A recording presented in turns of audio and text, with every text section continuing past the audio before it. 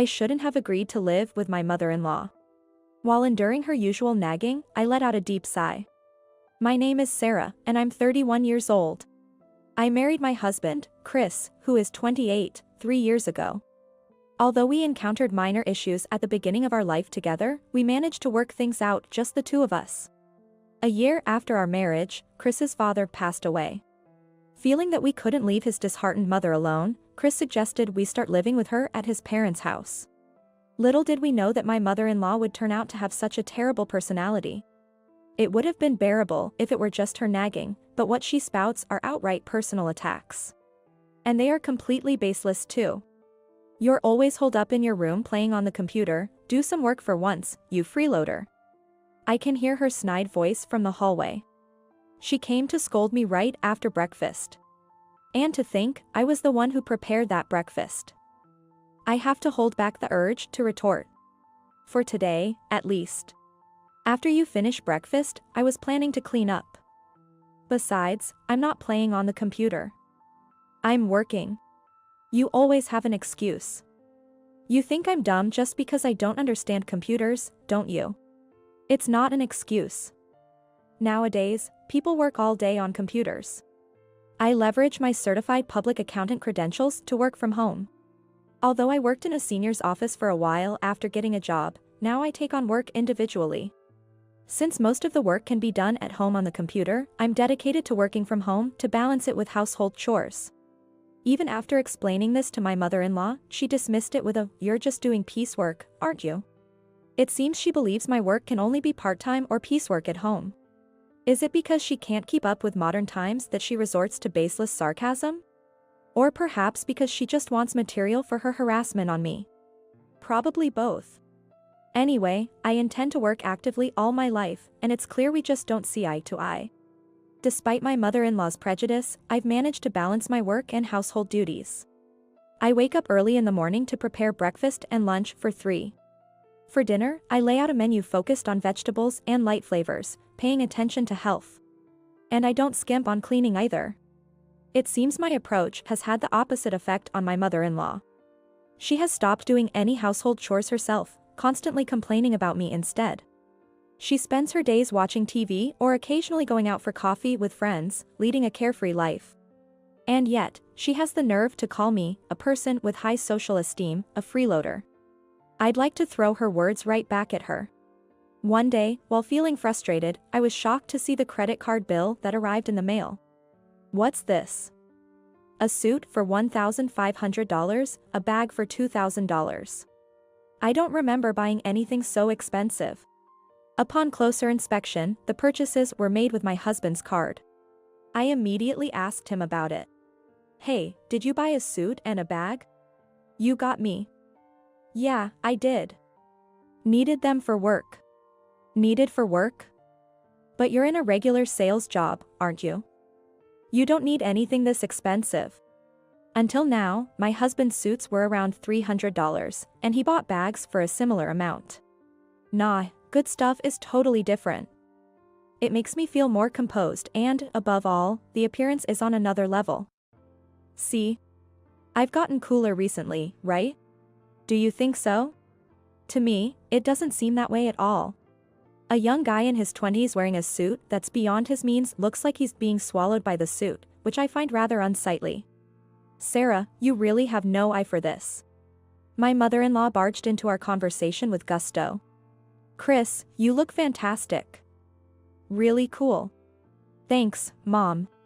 How dare you criticize how your husband spends his money when you're living off his earnings? Who do you think you are? I was furious with my mother-in-law for intruding into our conversation and making such baseless claims. The nerve, I thought, that's my line. But more than my incomprehensible mother-in-law, my anger grew towards my husband, who didn't back me up at all. I had a lot to say to my husband, but I knew it would end up with my mother-in-law defending him and screeching at me. So, I just warned him, anyway, please refrain from making such expensive purchases. Or at least, consult me beforehand, and left it at that. However, my advice had no effect. My husband's spending only continued to increase. And the expenses were all for entertainment, lavish meals at restaurants, high-end brand scarves and wallets, long-distance taxi fares. There was nothing that seemed truly necessary for work. My husband wasn't like this when we got married. The major factor behind his change was my mother-in-law. You're the man of the house, so act like it. Never help with the housework. Don't let her boss you around just because she's older. You need to show her who's in charge. Like a spell, my mother-in-law chanted this to my husband every day. My indecisive husband, lacking his own will, easily got swept up in her words. To bring back his kind nature, I had to seal away my mother-in-law's cursed words. I resolved to confront her and headed to her room. What do you want? I'm busy, so keep it brief, please. While watching a talk show and sipping her coffee, my mother-in-law spoke with a look of boredom. Listen, we can't save any money because of Chris's wasteful spending. We absolutely need savings for house repairs or illnesses. Anything that might come up. That's just because you're bad at managing money. At his age, he should be making about $90,000 a year, right? You're off by an order of magnitude. Wait, he's making $100,000 a year? To her, an order of magnitude seemed to mean increments of $10,000, but I kept silent. Taking my silence as confirmation, her eyes gleamed. Anyway, could you also tell Chris to stop his wasteful spending? Okay, is that all? If you're done, can you leave? She shooed me away as if I were a dog or a cat, waving her hand dismissively. This is hopeless. A few days later, my mother-in-law stormed into my room, breathing heavily. What do you want, barging in like this? With a smug look, she thrust a green paper at me. Sign this now and get a divorce. You were after Chris's money from the start, you gold digger. Chris has already signed in the divorce oath she held. I snatched the divorce oath from her hand and headed straight to Chris's room. Chris, did you sign this? Yeah, Mom said you were only after my money. I see. And you believed her? Well, she's my mom. His response made up my mind. All right. Let's get a divorce. I packed the divorce oath, my laptop, valuables, and clothes into a suitcase and left my in-laws' house. My parents' house was too far away to return to on a whim. For now, I checked into a business hotel to calm down. Getting a divorce was a definite decision for me. To top it off, I can't believe that I was accused of being after the money. I couldn't imagine living with a man who had given up using his own brain and had a dependent personality. I'll sign the divorce oath to send it to Chris tomorrow. I don't mind getting a divorce at all. In fact, it's a welcome escape, and I have no intention of fighting it. But there's something unforgivable. While meticulously reviewing the credit card statements, I came up with a perfectly legitimate counterattack. After getting a divorce, I was enjoying living alone. I chose a room with good security, so the rent is a bit high, but I have savings from my single days. And it shouldn't be disproportionate to my earnings. Living with Chris and his mother was stressful, and I realized that all over again. About a month after the divorce, I got a call from Chris. Hello? Sarah, please, listen to me. What do you want? I told you in the email that you could dispose of anything I left behind. It's not about that, it's serious. My card's been blocked. I snorted. What does he mean on my card, this blacklisted guy? Of course, it's blocked. You were just an additional cardholder, not the main. It's obvious that it would be blocked once I, the primary cardholder, canceled it. What? Really? That's a problem. I'm a stranger now. Deal with it yourself. With that, I ended the call. He kept calling me obsessively after that, but I never picked up. Actually, before marrying me, Chris had accumulated a lot of debt from revolving payments and installments that he couldn't pay off. I took on all of it and cleared it for him. Looking back, I should have cleared things with him instead. Well, there's no use looking back now. Due to the delays, his credit information must be damaged, and he probably can't get a card in his own name. Anyway, it's none of my business or responsibility anymore. A few days after Chris's incessant calls, there was someone waiting in front of my apartment. It was my former mother-in-law. She had followed me after spotting me in the city and figured out where I lived. I was impressed by her proactive approach, if nothing else. She clung to me, saying that she wanted to talk, and started making a scene, so I reluctantly moved to a nearby family restaurant with her. "What do you want now?" Sarah, this." In her hand there was my passbook. It was filled out on every page, a completed carryover. Not that I needed it anymore. "This salary, could it be, Sarah?" "Yes. That's the salary I earned from working at home." "You treated it like piecework, but I'm a professional." She didn't respond. Her hands trembled as she clutched my passbook.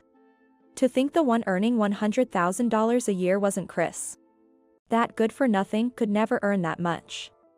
"You were too naive about the world." I said it clearly. My former mother-in-law's delusional mind had convinced her that it was her son, not me, who was earning $100,000 a year. Chris's earnings were about a tenth of mine just before our divorce. Chris was in a sales position with a low base salary but high commissions. The salary system was based on sales performance, but that carefree man was content just to receive his base salary. He was relying on my income for our livelihood. No, he probably didn't even have the strategy to rely on me. It seems my former mother-in-law has finally faced that reality. "Sarah, it's not too late to fix things with Chris." "It's too late," I replied with a sharp interjection. How amusing it was. Even when I interrupted her, my former mother-in-law didn't give up and continued in a cajoling tone. "It's a waste to split up after you fell in love and got married." "It's not a waste. It's much more wasteful for you two to squander the money I earned." "What? That's terrible. How can you say that? Why don't you stop relying on other people's money and work? Then, you won't be a freeloader." "Is that all you wanted to say? To abandon an elderly person in need, you monster." Ignoring my former mother-in-law's howls, I confidently left the diner. I felt relieved from the stress of living together. After witnessing my former mother-in-law's tantrum, it was time to deliver the final blow to Chris.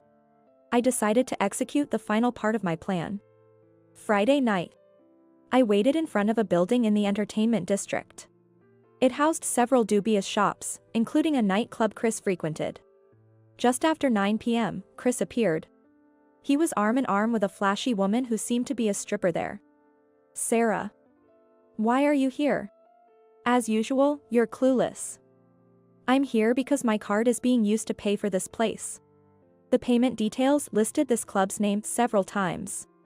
And it was always used on Fridays. Knowing the club's name, it was easy to find the address. "Chris, who is this woman?"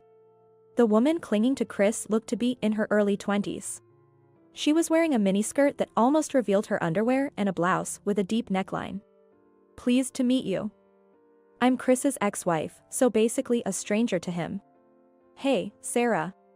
I came here today because I have something to tell you." "Chris. Please return the money I paid off for your debts before our marriage and the money you wasted during our marriage. I'll be sending a legal notice through a lawyer soon, so please respond to it. And you, it seems you've had a lot bought for you by him. But it all came from my money." "Wait, Sarah." Ignoring Chris's calls, I walked away with my heels clicking. How about that for a cool woman? Behind me, I could hear Chris and the woman arguing. The stripper with Chris was likely his affair partner. The credit card statements included expensive makeup and clothes from brands popular with young women. And even charges for short stays at hotels. These suspicious purchases were all concentrated on Fridays. Of course, the payments at the nightclub were also on Fridays. It turned out that Chris had been spending his Friday afternoons on dates with his affair partner. He would spoil her with expensive gifts and then take her to the nightclub for a companion outing. I decided to deal the final blow directly to Chris after seeing this pattern in the statements. I wasn't sure what the affair partner would do once she knew about Chris's financial situation, but I could guess it wouldn't end well. Afterward, as I declared, I sent a legal notice through a lawyer demanding repayment of the money. When it reached Chris and his mother, they came to the lawyer's office. They begged for help, saying, "You're supposed to help people in trouble, right?" When the lawyer, Michael, asked about their situation, he learned that their house was filled with collection notices. Credit card bills, utilities, and even taxes. Chris's meager salary couldn't cover them. His mother had also almost no savings. Moreover, Chris's affair partner had demanded a large sum, claiming, "I didn't know he was married. I was deceived. Pay me compensation. We can't afford to pay for Sarah's credit card bills right now. We need a way to write off this debt," they said. But they were consulting the wrong person. After all, they were speaking to my lawyer, who represents the opposing side. "If you have a house, why don't you sell it and use the proceeds for repayment and compensation?" Michael suggested, then firmly added. "If you decide not to repay Sarah, of course, it will lead to a lawsuit." Hearing this, Chris and his mother left with their shoulders slumped. Later, they contacted Michael, saying they would sell the house to repay the debt and asked for some time. That was to be expected, they had no other choice. It took some time, but I got back the money Chris had squandered. Given the ordeal I went through, it would be justified to demand not only this repayment but also compensation for my distress. Considering I'm letting them off with just the credit card bills, they should be grateful.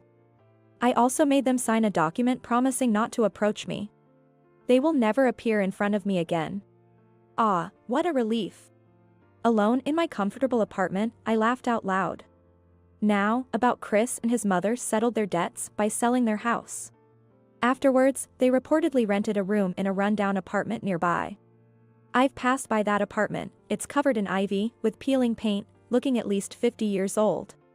That must have been what they could afford with Chris's salary and his mother's pension. Far from learning his lesson, Chris became even less motivated and was eventually fired. Then, without looking for another job, he spent his days drinking at home. Eventually, he fell down the apartment stairs while drunk and was taken to the hospital by ambulance. While busy caring for hospitalized Chris and figuring out how to pay for his hospital bills, his mother ended up bedridden with a severe back problem. Because she became immobile, her dementia progressed, and she became unable to live alone. She's now waiting for a place in a cheap facility. I got a call from a relative of Chris, who informed me about their dire situation without me even asking.